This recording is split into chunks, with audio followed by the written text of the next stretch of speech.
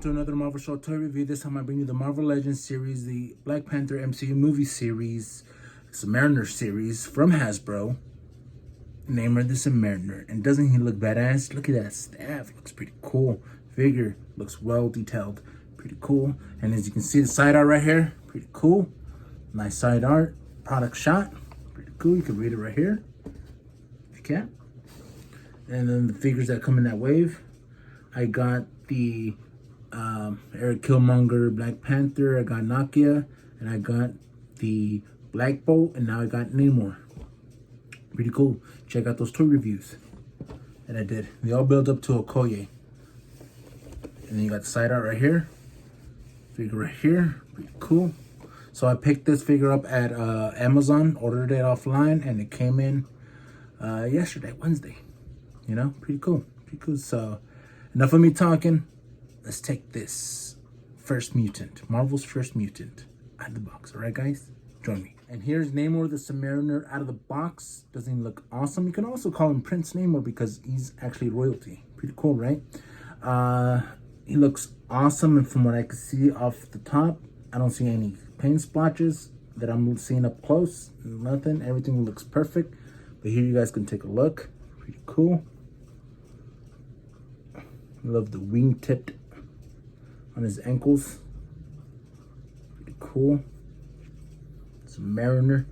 I always loved SubMariner, especially since his, he did his debut, in Marvel Comics, or at the time it was Timely Comics, created by Bill Everett. Pretty awesome figure, created in 1938, precedes Captain America. Captain America created in 1941.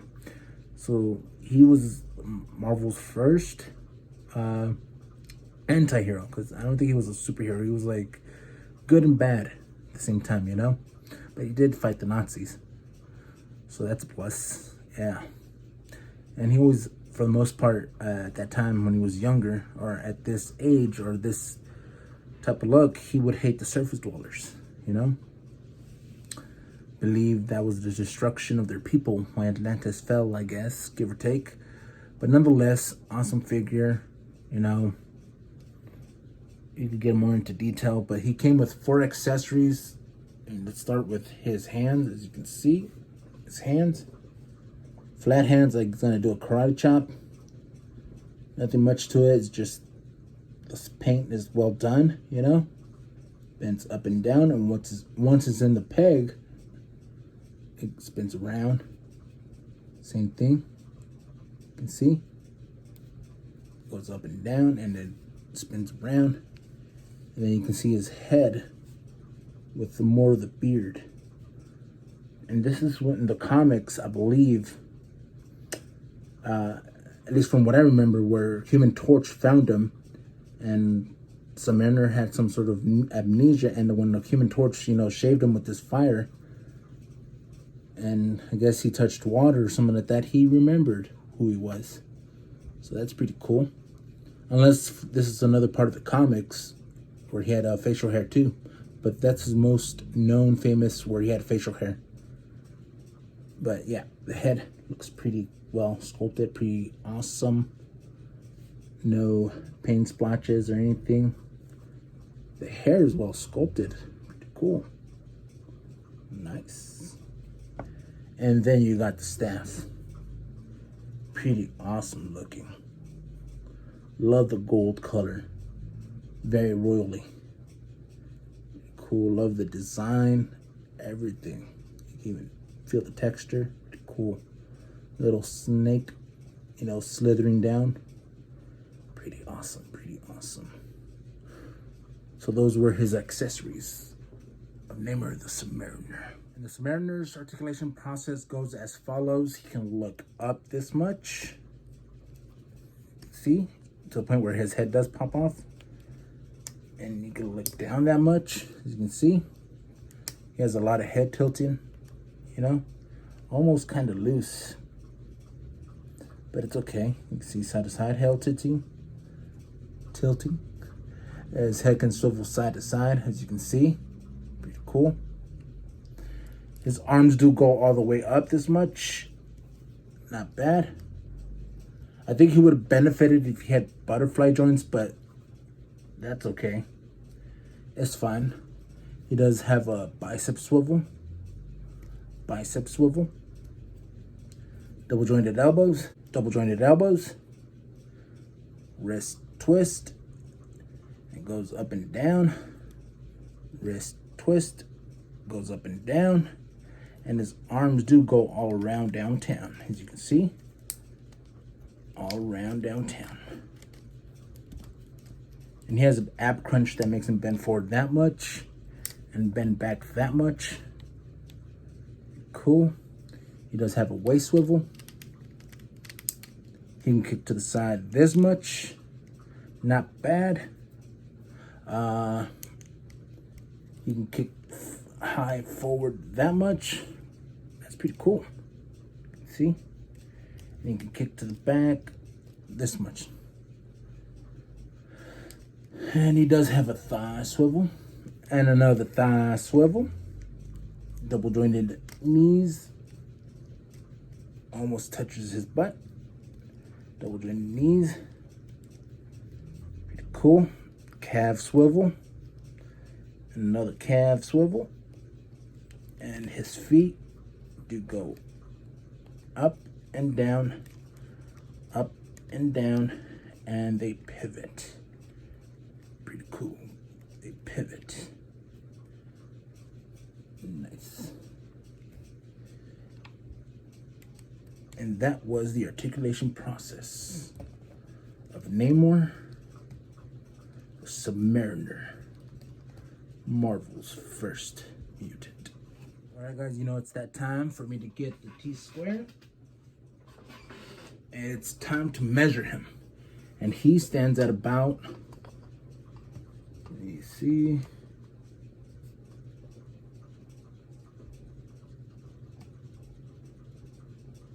he stands at about a little over 6 inches tall. Not bad. And just a little under 6.5 inches tall. And here I have the Marvel Legends SubMariner with the Marvel Legends X-Men series, the Juggernaut Build-A-Figure Wave Wolverine. And the reason why I put them together is because I mentioned that he is Marvel's first mutant. Well, he's a hybrid between, you know, mutant, human, and fish people, mermaid. You know what I mean? So yeah, but the main reason I think he's a mutant because he has these wings on his ankles, which enables him to fly. He does have superhuman strength, but probably his mermaid people.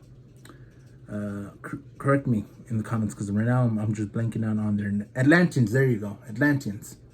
So I think Atlanteans are also strong, but he also has a lot of durability, a lot of stamina. So I think that's his mutant powers mainly is his wings on his ankles that enable him to fly and a lot of durability. While Wolverine, you know, is part of the X-Men mutants, so pretty cool.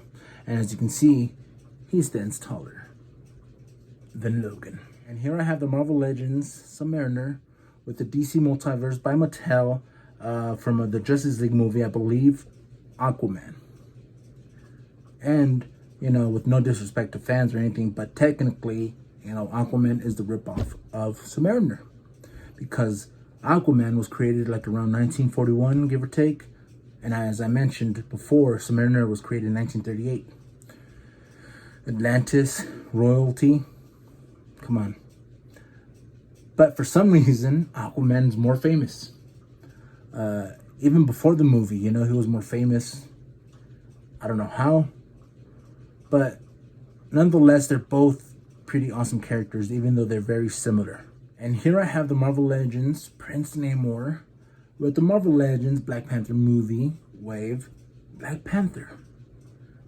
And as you can see, these are both royalty. Prince Namor, you know, Prince of Atlantis, he actually became king at some point. And you got the King of Wakanda, T'Challa, the Black Panther. And here I have the Marvel Legends SubMariner with the Marvel Legends Endgame Wave series, Captain America, you know, with this suit that, you know, he wore in the 2012 movie. Pretty much, if you know what I mean. But yes, I put them together because they are Marvel's oldest superheroes, or one of their oldest. Under Timely, you know, when it was Timely Comics, you know, as I mentioned, Captain America created in 1941, him, SubMariner, 1938. and they still appear in comics because that's how popular they are. And here I have the Marvel Legends SubMariner with the Hulk from the Wolverine Hulk 2-pack. And reason why I put them together, because these guys have had many battles in comics, but the most notable battle is from a comic that I have, you know, SubMariner Hulk.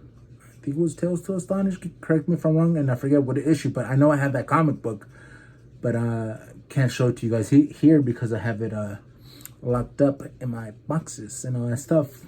But I'll show you an image of the comic, and that's one of the battles where they, you know, fought basically, you know, using all their strength. You know, I think the comic book said 22 pages or something like that of just them battling. So yeah, that's how you know how strong SubMariner is, if he can go toe to toe with the Hulk.